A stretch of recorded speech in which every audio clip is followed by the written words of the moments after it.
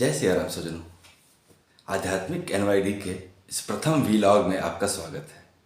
आज के इस वीलॉग में हम ये बात शेयर करेंगे कि आखिर क्यों हर जगह मोदी मोदी हो रहा है, मोदी की तारीफ क्यों हो रही है। तो कोर्ट का फैसला था तो मंदिर बनना ही था, लेकिन आखिर मोदी ने ऐसा क्या किया है कि उसकी तारीफ हो रही है और उसी को क्रेडिट क्यों मिल रहा है। हम बात कर रहे हैं भारत के प्रधानमंत्री श्री नरेंद्र मोदी का, जिनके अथक प्रयासों से ही आज हम भारतवर्षियों का सपना पूरा हो रहा है। 495 वर्षों का संघर्ष, 495 वर्ष सोच के ही एकदम पता नहीं कैसी घबराहट होने लगती है। केवल एक कल्पना कीजिए, मैं आपको एक संस्मरण सुनाता हूँ अपने खुद की बात की। मैं करीब 1998 की बात है, 98-99 की बात होगी। मैं क्लास 11 में था, इंटरमीडिएट में था मैं। उसी समय माननीय श्री हमारे भूतपूर्व प्रधानमंत्री अटल बिहारी वाजपेयी जी सुल्तानपुर आए हुए थे। तो अपने चुनाव प्रचार के दौरान मुझे उनसे मिलने का मौका मिला।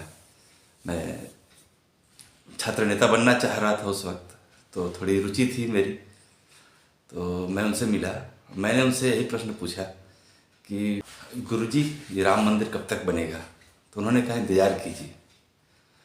तो वो इंतज़ार 1999 से फिर उनकी सरकार बनी 5 वर्षों का, 2004 तक नहीं बना। 2004 के बाद सरकार गिर गई। 2009 आते आते फिर 2009 के इलेक्शन में इंतज़ार किया, फिर भाजपा हारी, फिर नहीं बना। अब मेरा मन अधीर हो गया 10 वर्षों में ही। 1999 को मैंने सोचा और 1999 से 2009 आते आते मेरा मन अधीर हो गया, बेचैन हो गया कि आखिर अभी कब तक बनेगा। तो बड़ी समस्या हो रही थी।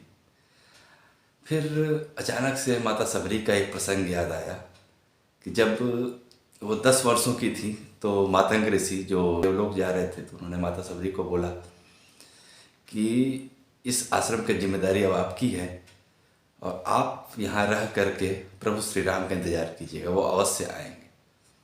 अब माता सबरी जो 10 वर्ष की थी वो समझ नहीं पाई कि क्या बोले। वो जाना चाहती थी, वो भी देवलोक कह रहे थे, उनका भी हट था कि वो भी नहीं रुकेंगी। लेकिन फिर सभी लोगों के सामने मातंग ऋषि घुटने के बल बैठ गए और उनको प्रणाम किया। और चूँकि मातंग ऋषि त्रिकालदर्शी थे तो उन्होंने सब भूत भविष्य वर्तमान देख लिया। तो उन्होंने जब माता सबरी के सामने हाथ जोड़े, जो 10 वर्ष की बालिका थी उस वक्त, तो सभी लोग अचानक औचक्के रह गए कि आखिर ऐसा कैसे हो गया, उल्टी गंगा कैसे बह गई। मातंग ऋषि खुद प्रणाम कर रहे हैं माता सबरी को, जो कि एक नीच जाति, अधम जाति की मानी जाती थी उस वक्त के हिसाब से। अगर हम समाज की बात करें, आज भी कुछ तथाकथित लोग इस पर टिप्पणी कर सकते हैं। तो माता ऋषि ने उनको प्रणाम किया। जब प्रणाम किया तो फिर सभी लोग सोचने लग गए कि क्या होगा। तो अब चूँकि माता ऋषि तो त्रिकालदर्शी थे, उन्होंने देख लिया था कि भविष्य क्या होने वाला है। फिर माता सबरी ने पूछा कि आखिर इंतज़ार कब तक करना होगा। तो मातंग ऋषि ने कहा कि अभी तो थोड़ा इंतज़ार है, थोड़ा प्रतीक्षा करना पड़ेगा, क्योंकि दशरथ जी का विवाह अभी हुआ नहीं है। दशरथ जी का विवाह पहले कौशल्या जी से होगा, फिर इंतज़ार करना होगा, फिर सुमित्रा जी से होगा, फिर इंतज़ार करना होगा, फिर कैकेयी जी से होगा, फिर इंतज़ार होगा, फिर काफ़ी वर्षों के इंतज़ार के बाद फिर रामलला का जन्म होगा, फिर उसके बाद उनकी शादी होगी, फिर शादी के बाद जब राज तिलक की तैयारी होगी तो उनको वनवास मिलेगा, फिर वनवास के आखिरी वर्ष में माता सीता का हरण होगा, तब वो उनको खोजते खोजते तुम्हारे कुटिया तक आएंगे। तो अब उस समय 10 वर्ष की बालिका को ये पता नहीं था कि इतना लंबा इंतज़ार कितना होता है। तो सोचिए, मैं अपने आप को सोचता हूँ जब इसी प्रसंग में, तो मुझसे 10 वर्षों का इंतज़ार नहीं हो पाया।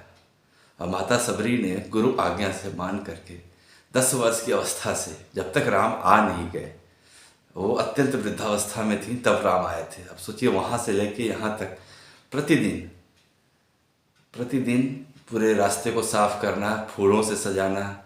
राम आ गए तो क्या खाएंगे, उनको कौन कौन से फल खिलाएं, कौन से फल मीठे हैं, चख के रखना। और ये काम उन्होंने मात्र, वो ऐसा नहीं था कि सबरी के जूठे पैर आखिरी वर्ष में ही राम के लिए रखे गए थे। हर सीजन के हिसाब से प्रत्येक दिन उन्होंने ये कार्य किया था। क्या पता भगवान श्री राम कब आ जाए, क्योंकि गुरु ने बोला है तो आएंगे, ऐसा सोच करके माता सबरी पूरे इतने वर्षों इंतज़ार किया। और मैं 10 वर्षों में ही अधीर हो गया। फिर मैंने अपने मन को धीरज थमाया कि नहीं, प्रभु श्री राम आएंगे, मंदिर बनेगा, ज़रूर बनेगा। और भारतीय जनता पार्टी मेरी आस्था थी, विश्वास था। अंततः आज 22 जनवरी को हम सबका सपना पूरा हो रहा है। मेरी प्रभु श्री राम से हाथ जोड़कर यही प्रार्थना है कि अब तक जिन लोगों ने बलिदान दिया है 495 वर्षों में, जिन सभी लोगों ने इस महान दिन के लिए वरदान दिया है प्रभु, उनको किसी न किसी रूप में इस घटनाक्रम का साक्षी अवश्य बनाइए। मेरी आपसे यही प्रार्थना है। अब हम आते हैं मूल प्रश्न पर। जो विपक्ष बार बार बोल रहा है या जो अज्ञानी व्यक्ति बार बार कह रहे हैं कि कोई भी सरकार होती तो ऐसा करती। अब कोई भी सरकार होती तो यही करती, ऐसा नहीं था। जब सन 2010 में माननीय हाईकोर्ट के फैसले ने श्री राम जन्मभूमि के 3 हिस्से किए, सुन्नी वक्फ बोर्ड को एक हिस्सा दिया, एक रामलला विराजमान को दिया और एक निर्मोही अखाड़े को दिया, तो सभी राम भक्तों में बेचैनी हो गई कि आखिर ऐसा कैसे हो सकता है, 3 हिस्से कैसे किए जाए, क्योंकि ये बंटवारे का विवाद नहीं था, ये मालिकाना हक की बात थी। फिर वो सभी लोग गए सुप्रीम कोर्ट, न सुन्नी वक्फ बोर्ड माना, न हम माने, न तो दोनों लोग गए और 2011 में सुप्रीम कोर्ट ने इस फैसले को इनकार कर दिया। फिर 2017 तक आते आते 5 जजों की पीठ बनी और सुप्रीम कोर्ट में सुनवाई शुरू हुई। अब सबसे बड़ी समस्या सुप्रीम कोर्ट में सुनवाई की ये थी कि सुप्रीम कोर्ट में सुनवाई इंग्लिश में होती है और रामलला से संबंधित जितने दस्तावेज थे सारे के सारे गैर इंग्लिश भाषा में थे। अर्थात कोई अवधी में था, कोई हिंदी में था, कोई संस्कृत में था, कोई जैन भाषा में था, कोई बौद्ध लिपि में था, कोई विदेशी भाषाओं तक में था, विदेशी लिटरेचर्स में भी था जो कि इंग्लिश नहीं थे। ऐसे ऐसे करीब 1.5 लाख से ज़्यादा ऐसी पुस्तकें थी, ऐसे ग्रंथ थे, ऐसी पांडुलिपियाँ थीं जो कि गैर इंग्लिश भाषा में थी। तो आप कल्पना कीजिए कि अगर कोई और सरकार होती तो सुप्रीम कोर्ट उनको कहती कि आप सारे दस्तावेज लेके आइए, अब सबका इंग्लिश ट्रांसलेशन चाहिए, तो सबका इंग्लिश ट्रांसलेशन कराएंगे। 1.5 लाख किताबें हैं, करते करते जो 5 पीठ की जज बनी थी वो रिटायर हो जाती। कोई ना कोई तो रिटायर होता है, फिर से जज बनते, फिर से फैसला होता है। पिछले 150 सालों से यही तो हो रहा है। 150 वर्षों से कोर्ट में ही तो केस चल रहे हैं, पहले लोअर कोर्ट में, फिर हाई कोर्ट में, अब सुप्रीम कोर्ट में। लेकिन अगर मोदी है तो मोदी ने क्या किया, जब 2017 में सुप्रीम कोर्ट ने ये कहा कि आप मध्यस्थता करके इसका फैसला निकालिए, तब उसी वक्त माननीय श्री हमारे प्रधानमंत्री श्री नरेंद्र मोदी जी को ये मौका मिला और 6 महीने के अंदर, मात्र 6 महीने के अंदर 1.5 लाख पांडुलिपियों की अनुवाद करवा दिया उन्होंने। तो ये कार्य अगर नहीं हुआ होता तो ये कार्य लटक जाता और कोई न कोई रिटायर हो जाता। तो 9 नवंबर 2019 को ये ऐतिहासिक फैसला नहीं आ पाता जो मात्र 2 वर्षों में आ गया। क्यों? क्योंकि सुप्रीम कोर्ट के पास सारे सबूत आ गए और उन्होंने कहा कि हमको प्रत्येक दिन सुनवाई करना है, क्योंकि अब और कोई अवरोध बचा ही नहीं। जब कोई अवरोध नहीं बचा तो प्रत्येक दिन सुनवाई करते हैं और फैसला चूंकि करना है तो अगस्त से लेकर के उन्होंने सितंबर तक प्रत्येक दिन सुनवाई करके फैसला सुरक्षित रख लिया, जो 9 नवंबर 2019 को उन्होंने श्री रामलला विराजमान के हक में फैसला दे दिया। और उस फैसले की वजह से सन 2024 में 22 जनवरी को हम सभी को ये प्रत्यक्ष दर्शन करने का सौभाग्य मिलेगा। हमारे ही जीवन में ये मिल रहा है। अब इस घड़ी में, भावुक घड़ी में, हम क्या बोले, ये कहना मतलब शब्द नहीं है अपनी भावनाओं को व्यक्त करने के लिए। भावनाओं में बह जाने का मन करता है क्या कर जाएं, लेकिन अब सब माया है, वही जो राम रची रखा।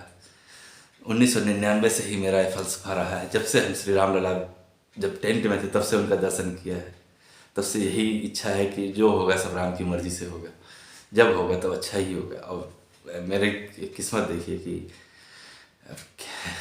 शब्द नहीं है, ये भावुक घड़ी आ गई है 22 जनवरी 2024 को। जय श्री राम। रामलला सबको सद्बुद्धि दे। जो इसमें अड़चन पैदा कर रहे हैं उनसे मेरा अनुरोध है कि कृपया इस कार्य को संपन्न होने दे। बहुत अवरोध उत्पन्न हो गए पिछले 495 वर्षों में, काफ़ी अवरोध झेले हैं हमने। राम से हम हैं, हम ही से ये हिंदुस्तान है। कृपया हमारी भावनाओं का सम्मान करें। हम भी इसी देश में रहते हैं, हम भी इसी संविधान को मानते हैं। जय श्री राम। हर हर महादेव। जय जय श्री राम। श्री राम जय राम, जय जय राम। श्री राम जय राम, जय जय राम।